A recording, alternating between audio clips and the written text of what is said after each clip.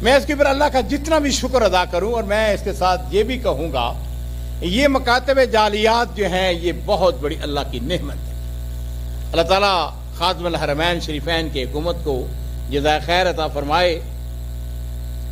ये जो पूरे सऊदी अरब के हर शहर के अंदर, हर बस्ती के अंदर ये जालियात के मराकज़, ये अल्हम्दुलिल्लाह सुम्मा अल्हम्दुलिल्लाह लोगों को अकायद की तस्हीह और लोगों में दीन की आगाही पैदा करने के लिए बहुत ज़्यादा कारनामे अंजाम दे रहे हैं।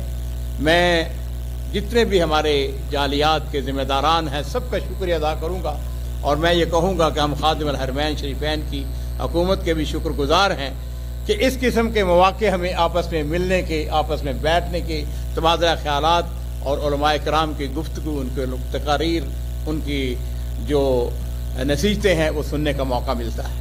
मेरे घर के करीब एक सड़क है, उस सड़क का नाम है शार अहनफ बिन कैस।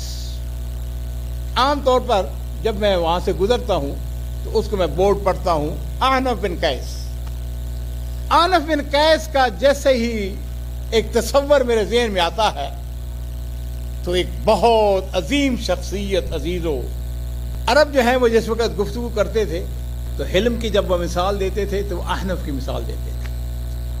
वो कहते थे फलां शख्स जो है वो अहनफ बिन कैस से ज्यादा हलीम है। और मेरे माँ बाप कुर्बान हो, नबी करीम सल्लल्लाहु अलैहि वसल्लम आपकी जो बेशुमार खूबियां हैं उनके अंदर अल्लाह ताला ने इरशाद फरमाया व इन्नका लअला खुलुक़िन अज़ीम। अरकान इस्लाम के बाद इस्लाम ने सबसे ज्यादा जिसकी पर जोर दिया है वो अखलाक के ऊपर जोर दिया है। फबिमा रहमतिन मिनल्लाह लिन्ता लहुम। मेरे माँ बाप कुर्बान हो, नबी करीम सल्लल्लाहु अलैहि वसल्लम जो थे वो सबसे ज्यादा रहीम, शफीक, अपनी उम्मत के ऊपर मेहरबानी करने वाले। वलो कुन्त फज़्ज़न गलीज़ल क़ल्ब लनफ़ज़्ज़ू मिन हौलिक। आपकी खूबियां हैं, आप उम्मत के लिए मेहरबान, रहम करने वाले, आप मजाज के सख्त नहीं थे। और यही बात जो है वो जिस वक्त हम अजीज़ो कुरान पाक को पढ़ते हैं तो अल्लाह ताला जो है वो हमें एक बात कहते हैं वक़ूलू लिन्नासि हुस्ना। लोगों से जब बात करें तो अच्छे अंदाज में बात करें, अच्छी गुफ्तगू करें। मैं ये कहा करता हूं अपने दोस्तों के अंदर, महफिलों के अंदर जब बैठता हूं, कहता हूं आप एक बड़ी जमात के साथ ताल्लुक रखते हैं, बड़े आदमी बने, बड़े आदमियों की गुफ्तगू, उनके अखलाक, उनके तरीके, उनके असूल देखें, वो कैसे उन्होंने अपनी जिंदगी गुजारी, बड़े आदमी कैसे बन गए। बड़ा मशहूर वाकया है कि अब्दुल मलिक बिन मरवान बनी उमैया का बहुत बड़ा खलीफा था। उसकी मजलिस के अंदर अस्मा बिन खारजा बैठा हुआ था। ये कूफे का रहने वाला था, बहुत बड़ा आदमी था, बड़ा सरदार था। मजलिस लगी हुई थी, बड़े बड़े लोग बैठे हुए थे, खलीफा की मजलिस थी। अब्दुल मलिक बिन मरवान उससे कहता है अस्मा मुझको ये बताओ कि तुम लोगों पे सरदारी कैसे करते हो, बड़े आदमी कैसे बन गए। उसने कहा अमीर अल मोमिनीन यहां बड़े बड़े लोग बैठे हुए हैं, ये सवाल आप मुझसे क्यों कर रहे हैं। उसने कहा कि मैंने तुम्हारे अंदर देखा है, तुम्हारे अंदर कुछ खूबियां हैं, मैं जानना चाहता हूं कि ये सारे लोग जाने कि तुम लोगों पर हुकूमत कैसे करते हो, सरदारी कैसे करते हो। उसने कहा मैंने कभी किसी की कीमत नहीं की है, मैंने पीठ पीछे किसी को बुरा भला नहीं कहा है।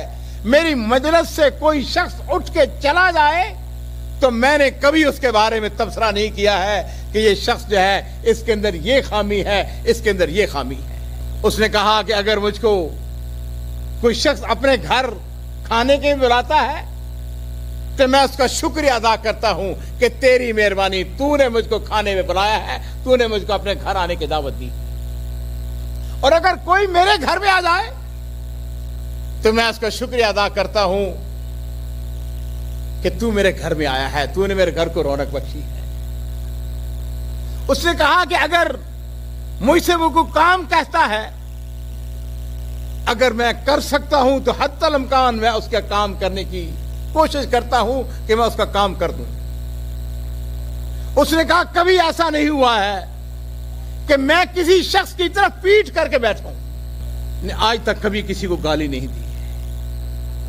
اور اگر کوئی شخص مجھ کو گالی دے تو میں اس کی گالی کا جواب نہیں دیتا، اس لیے کہ میں یہ سمجھتا ہوں کہ مجھ کو گالی دینے والا دو قسم کا آدمی ہو سکتا ہے، یا وہ عزت دار آدمی ہے یا وہ ذلیل آدمی ہے۔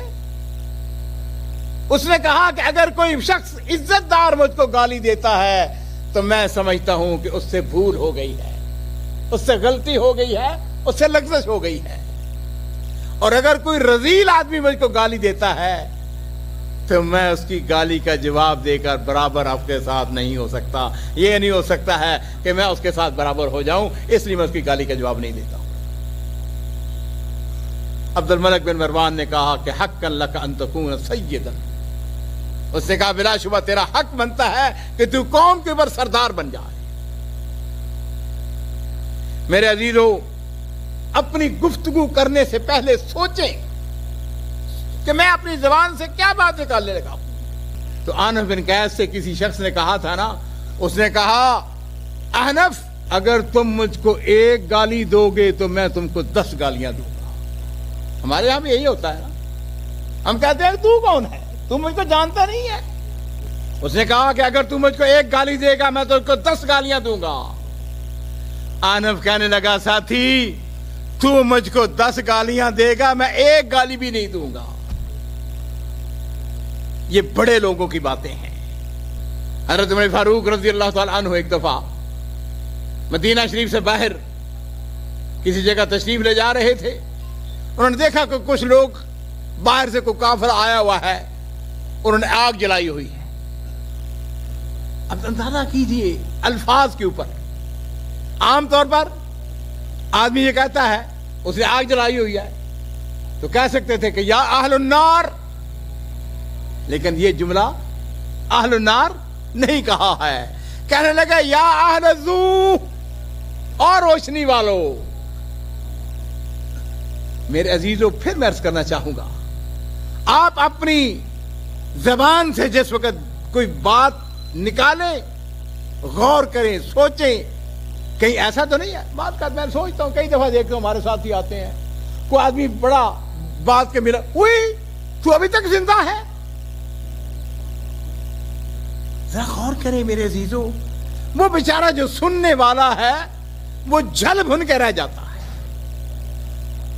نہیں بھائی، اگر کوئی آیا ہے اٹھ کے کھڑے ہو جائیں، عزت کریں، احترام کریں، اس سے کہیں بھائی آپ کو دیکھ کے بڑی خوشی ہوئی ہے، اس کو گلے میں لگائیں، آؤ بیٹھو، آؤ کھانا کھاتے ہیں۔ وَإِنَّكَ لَعَلَىٰ خُلُقٍ عَظِيمٍ۔ اور میرے ماں باپ قربان ہو، نبی کریم صلی اللہ علیہ وسلم نے ہم کو یہ طریقہ بتایا ہے، یہ ہم کو سلیقہ بتایا ہے کہ ہم نے لوگوں کے ساتھ کس طریقے کے ساتھ وَقُولُوا لِلنَّاسِ حُسْنًا۔ احنف بن قیس، آج کل میں الحمدللہ اس کے اوپر کتاب لکھ رہا ہوں، انشاءاللہ ایک دن چھپ جائے گی۔ اس کی بڑی باتیں میں حیران ہوتا ہوں، اور یہ مت سمجھیں کہ یہ شخص جو تھا عام آدمی تھا۔ احنف بن قیس وہ شخص ہے اگر ناراض ہو جائے تو بنی تمیم کی 1,00,000 تلوار میان سے باہر آ جاتی ہے، اور وہ یہ نہیں پوچھتے ہیں کہ سردار تو ناراض کیوں ہوا ہے۔ اگر راضی ہو جائے تو وہی 1,00,000 تلوار یہ پوچھے بغیر میان میں واپس چلی جاتی ہے، اور یہ نہیں پوچھتی ہے کہ سردار تو راضی کیوں ہوا ہے۔ لیکن اس کے ساتھ اس کی کیفیت کیا تھی؟ ایک دفعہ شرط لگ گئی، کچھ لوگ بیٹھے ہوئے تھے، انہوں نے کہا کہ کوئی شخص اگر احنف کو ناراض کر دے اس کو 10 دینار دیے جائیں گے۔ اس زمانے میں 10 دینار بڑی بات تھی، 2-2.5 درہم کی بکری آ جاتی تھی۔ ایک نوجوان اس کے گھر چلا گیا، اس کو جا کے کہنے لگا، اس نے پوچھا، اس نے کہا کدھر آئے ہو؟ اس نے کہا میں خاطب بن کے آیا ہوں۔ اس نے کہا کیا مطلب؟ اس نے کہا کہ میں رشتہ لینے کے لیے آیا ہوں تیرے گھر میں۔ اس نے کہا کس کا رشتہ؟ اس نے کہا میں تیری ماں کے ساتھ نکاح کرنا چاہتا ہوں۔ شرط لگی ہوئی تھی نا، یہاں پہ اگر کوئی ہوتا تو کیا ہوتا، اس کو ویسے ہی قتل کر دیتا۔ احنف بن قیس نے اس کے جواب میں کہا اس نے کہا ساتھی تمہارا خاندان تمہارا حسب نسب یہ رشتہ ہمیں منظور ہے، لیکن بات سنو میری ماں اس کی عمر اب 70-75 سال ہو چکی ہے، وہ نبینا ہو چکی ہے، تمہیں شادی اس سے کرنی چاہیے جو تمہاری ہمسن ہو، تمہاری عمر کے ہو، تمہارے بچوں کی ماں بن سکے، اور ایسا کرو کہ جس نے تجھ کو بھیجا ہے اس کو جا کے بتا دو کہ تم احنف بن قیس کو ناراض نہیں کر سکے ہو۔ عرب ایک بات کہتے ہیں، وہ کہتے ہیں علم جو ہے وہ سیکھنے سے آتا ہے، کسی استاد کے سامنے بیٹھے اس کی شاگردی اختیار کریں، لیکن علم جو ہے اس کے لیے محنت کرنا پڑتی ہے، صبر، تحمل، بردباری۔ کسی نے احنف سے پوچھا تو اس نے کہا یہ تم نے علم کہاں سے سیکھا؟ اس نے کہا میں تمہیں بتاتا ہوں، میں نے یہ علم سیکھا تھا قیس بن عاصم تمیمی سے۔ کہنے لگا ایک دن ایسا ہوا کہ میں قیس بن عاصم اس کی مجلس میں بیٹھا ہوا تھا، اچانک ایک نوجوان کو لے کے آئے جس کو باندھے ہوئے تھے، اس کا ہاتھ باندھے ہوئے، اس کے ساتھ ایک نوجوان لڑکے کی لاش بھی تھی، ایک مقتول اور ایک قاتل، یہ دونوں پیش ہوتے اس کی مجلس کے اندر۔ پوچھا مقتول کون ہے؟ کہنے لگے یہ قیس بن عاصم کا بیٹا ہے۔ قاتل کون ہے؟ قاتل اس کا فس کزن ہے، قیس کا بھتیجا ہے۔ قیس کے بھتیجے نے اپنے چچا جاد بھائی کو قتل کر دیا ہے۔ اب اندازہ کریں کہ یہ لوگ بڑے کیسے بن گئے۔ احنف کہتا ہے کہ قیس جو ہے وہ اپنی جگہ سے ہلا نہیں ہے، وہی بیٹھے بیٹھے اس نے کہا میرے بھتیجے کے ہاتھوں کو کھول دو، اور پھر اپنے بھتیجے سے کہنے لگا تم نے بڑا برا کام کیا ہے، اپنے بھائی کو قتل کیا ہے، اپنے خاندان کے آدمی کا خون کیا ہے، اپنے ہی بھائی کی پیٹھ کے اوپر تو نے چھری چلائی ہے۔ کہنے لگا ایسا کرو، اپنے ایک دوسرے بیٹے کو اشارہ کیا، کہنے لگا اس کی ماں کو جا کے 100 اونٹ دیت کے دے دو، اس لیے کہ اس کی ماں جو ہے وہ ہمارے خاندان میں سے نہیں ہے۔ آپ نے شاید نام سنا ہوگا عبداللہ بن صفوان بن امیہ بن خلف، وہ تو سب آپ جانتے ہیں، جو کوئی حضرت بلال رضی اللہ تعالیٰ عنہ کا آقا تھا۔ امیہ کا بیٹا تھا صفوان بڑا آدمی تھا، مکے کا امیر ترین آدمی، یہ سب فقہ پتا ہوا ہے نا۔ تو نبی کریم صلی اللہ علیہ وسلم نے بھاگ کے جدہ چلا گیا تھا، تو نبی علیہ السلام نے اپنی پگڑی دی تھی کہ جاؤ جا کے اس کو لے کے آؤ۔ اس کے بیٹا تھا، اس کا نام تھا عبداللہ بن صفوان بن امیہ، تابعی تھے۔ ان کے دوست تھے، ان کا نام تھا حارث بن ربیہ قریشی، وہ بھی قریشی تھا، یہ بھی قریشی تھا، آپس میں بڑی گہری دوستی تھی، اور دوستی کا یہ عالم تھا کہ یہ ہر جگہ اکٹھے ہوتے تھے، ہر جگہ اکٹھے بیٹھتے، کھانا کھاتے۔ اب عبداللہ بن صفوان جو تھا، ان کے گھر سے ہر روز دودھ جاتا تھا، کس کے گھر میں؟ حارث کے گھر میں۔ شیطان نے آپس میں اختلاف پیدا کر دیا، بول چال بند ہو گئی۔ عبداللہ بن صفوان جو ہے اس نے اپنے گھر والوں سے کہا، کہنے لگا ایسا کرو کہ حارث کے گھر میں دودھ نہ بھیجنا، اس لیے کہ کہیں وہ انکار کر دے۔ آپس میں ناراضگی ہو گئی ہے، اگر وہ اس نے انکار کر دیا ہماری سبکی ہوگی، لہذا دودھ نہیں بھیجنا ان کے گھر میں۔ میرے عزیزو 2 دن گزرے، حرم شریف کے اندر ان دونوں کی آپس میں ملاقات ہو جاتی ہے، عبداللہ بن صفوان کی اور حارث بن ربیہ کی۔ حارث بن ربیہ نے ایک جملہ اس وقت کہا، اس نے کہا کہ لا تجمع علینا بین الحجر و بین قطع لبن۔ اس نے کہا تم نے بول چال بھی چھوڑ دی ہے اور دودھ بھیجنا بھی بند کر دیا ہے۔ اس نے کہا دونوں کام یہ نہ کرو کہ بول چال بھی بند کر دی ہے اور دودھ بھیجنا بھی بند کر دیا ہے۔ تاریخ ہمیں بتاتی ہے عبداللہ بن صفوان کو اس بات سے اتنی خوشی ہوئی کہ انہوں نے قسم کھائی، کہنے لگے کہ وہ جو کربا ہے، کربا اس کو کہتے ہیں بڑا دو برتن، کہنے لگے اللہ کی قسم میں خود یہ بڑا برتن جو ہے یہ لے کر حارث کے گھر میں جاؤں گا، اور خود اپنے کندھے پہ اٹھا کے لے کے گئے. بڑے آدمی بنے, اپنی سوچ اپنی فکر کو, بھائیوں کی غلطیوں کو معاف کر دیا کریں. عامر بن قیس سے کسی نے پوچھا, اسے پوچھا کہ تو حلیم ہے؟ اس نے کہا لست بحلیم ولکنی اتحالم. اس نے کہا میں حلیم نہیں ہوں لیکن میں کوشش کرتا ہوں کہ میں حلیم الطبع بن جاؤں. میرے عزیزو, کیا یہ حقیقت نہیں ہے؟ ہماری اپنی مجالس کے اندر, ہمارے اپنے ماحول کے اندر, ہمارے دفاتر کے اندر, ہمارے گھروں کے اندر آدمی وہی مقبول ہوتا ہے جو اچھے اخلاق والا ہوتا ہے.